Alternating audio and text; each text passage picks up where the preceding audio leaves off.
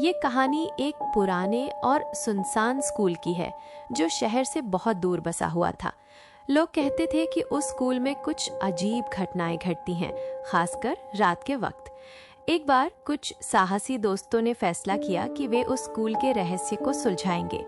वे एक रात वहां पहुंचे, टॉर्च की रोशनी में सहमे हुए। जैसे ही उन्होंने मुख्य दरवाजा खोला, एक ठंडी हवा का झोंका उन्हें छू गया। स्कूल के गलियारे बहुत लंबे और डरावने थे और हर कोने में गहरा सन्नाटा था। चलते चलते उन्हें कुछ अजीब आवाजें सुनाई दी, जैसे कोई फुसफुसा रहा हो या फिर कदमों की आहट। अचानक एक कमरे का दरवाजा अपने आप खुल गया।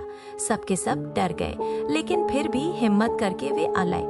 अंदर कुछ पुरानी किताबें और धूल से भरी मेजें रखी थीं। तभी एक तेज हवा का झोंका आया और सारी किताबें जमीन पर गिर गईं। ऐसा लगा जैसे कोई उन्हें जानबूझकर गिरा रहा हो।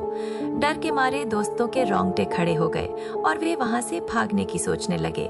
लेकिन तभी एक जोरदार धमाका हुआ और स्कूल के दरवाजे अपने आप बंद हो गए। अब वे उस डरावने स्कूल के अंदर फंस चुके थे। उन्हें समझ नहीं आ रहा था कि क्या करें। तभी एक परछाई उनके पास से गुजरी और वे डर के मारे एक कोने में दुबक गए। लेकिन तभी उन्हें एक पुरानी डायरी मिली। उस डायरी में स्कूल के एक पूर्व छात्र की कहानियां लिखी थी, जिसमें उसने यहाँ होने वाली अजीब घटनाओं के बारे में बताया था। डायरी में लिखा था कि कई साल पहले एक छात्र की रहस्यमय तरीके से मौत हो गई थी और उसकी आत्मा आज भी इस स्कूल में भटकती है। ये जानकर दोस्तों का डर और भी बढ़ गया। तभी एक कमरा फिर से खुला, लेकिन इस बार उसमें एक तेज रोशनी निकल रही थी।